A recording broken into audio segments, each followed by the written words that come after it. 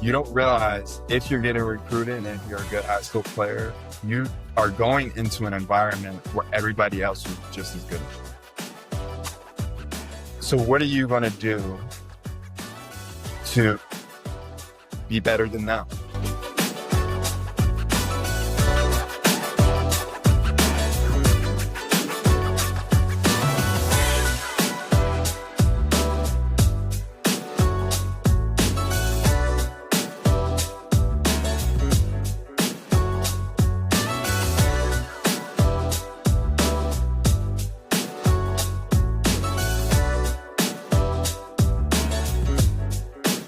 Parents, welcome back to Recruiting from the Bleachers, where we spotlight the journeys that begin in the stands and stretch all the way to the basketball courts and the boardroom.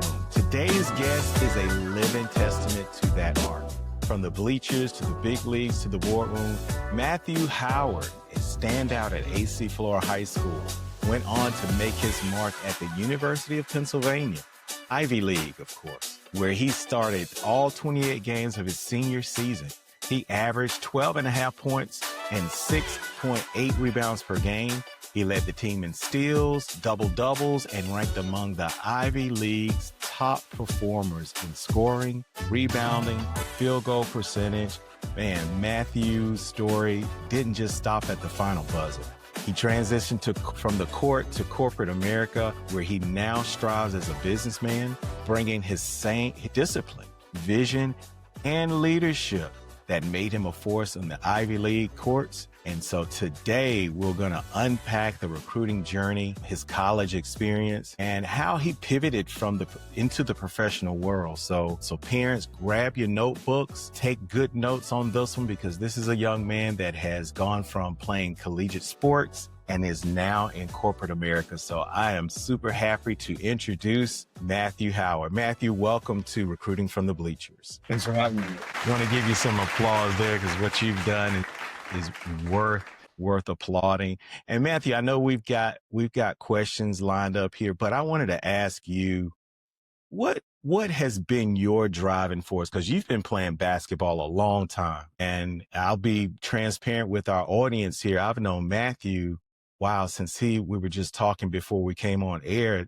I think I've known Matthew now for about 15. I know his parents, great family. But Matthew, what kept driving you when you went on to play college ball? Yeah, I think about this a lot in other areas of my life, because basketball is not the driving force anymore. So how do I keep that same intensity? How do I keep that same focus? And ultimately, I've come to the conclusion, it's just like, I like getting better at things. Like, I just like seeing the best for myself. I used to love working out almost as much as playing in games. Working out, feeling yourself get better, feeling the ball handle get a little bit tighter, feeling the shot go in a little bit more often was always just like so much more rewarding than anything else. And I try to bring that into the daily life now. It's not as easy. It's not as obvious when you're getting better as basketball, when it's makes and miss or points at the end of the game. But it really is just that internal drive. And then, looking up to others, whether it's like Kobe Bryant, Russell Westbrook,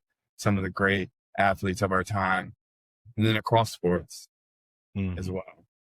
Was basketball your favorite sport? Did you play any other sports? I played football for about 4 years. I played Pop Warner and then played middle school for 2 years. I really enjoyed it. To this day, football is probably my favorite sport to watch, even more so than basketball. But I got popped a couple times. I didn't like equipment every day, and it was just a little bit too much for me to handle. I thought basketball was a much better fit for me. Just a quick side question. Would you encourage a student athlete to play two sports or just really focus on one? What's your thought process on that? I would encourage them to play as many sports as possible, 100%. I think about some of the patterns you learn over time from playing different sports, the different body movements you have with different sports. Football is very stop and go. Basketball is always on. So you're working different muscles, you're working different body parts. I look back on my career, and one things, like, this is probably the only thing I wish I would have done differently, is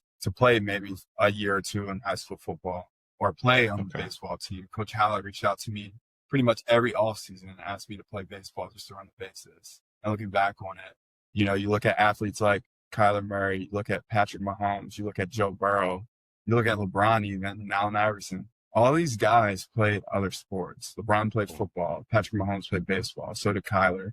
And Joe Burrow was a beast on the basketball court. So I really think there's something to that of just getting those different body motions. And I think it also keeps it more fun because you're not as focused on one thing and constantly measuring up against the guys in your sport. Great point. Well, what was your recruiting experience like coming out of AC Flora, and who guided you, who helped you through the recruiting process? Yeah, it was interesting.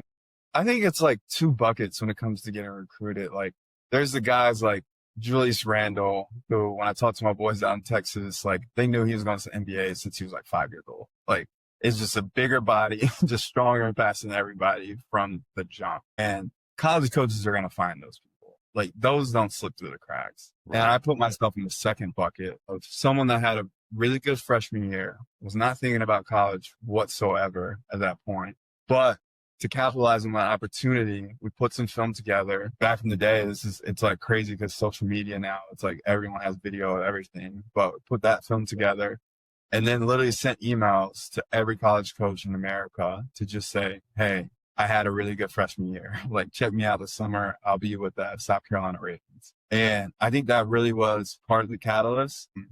But obviously you have to perform after that. Like, there were 2 games in particular in a Myrtle Beach tournament put on by Big Shots where I scored 30 back to back. After that game, after that weekend, I had 15 plus offers.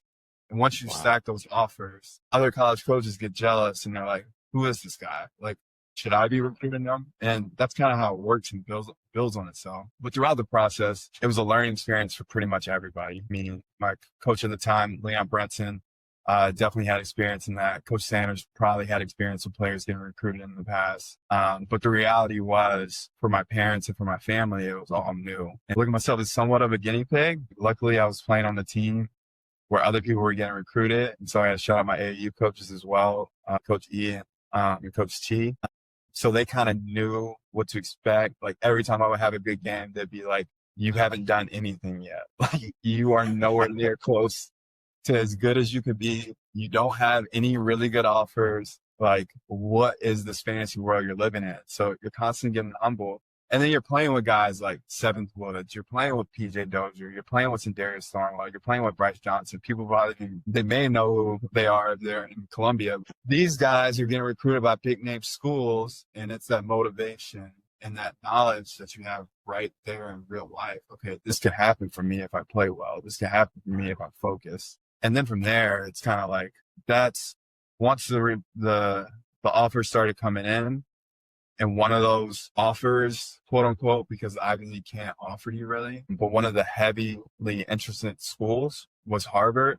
And then Stanford came. That's when the mindset shifted from where is the best basketball school I can go to where is the best combination of everything that I can go to. And I think that's what drove the process from after junior year, call it in the junior summer, into when I made my decision early senior year. So were you looking for a fit more academic focused for you, or were you thinking, I just want a great mixture of both academics as well as athletics? The first thing I wanted was to go to South Carolina or Clemson.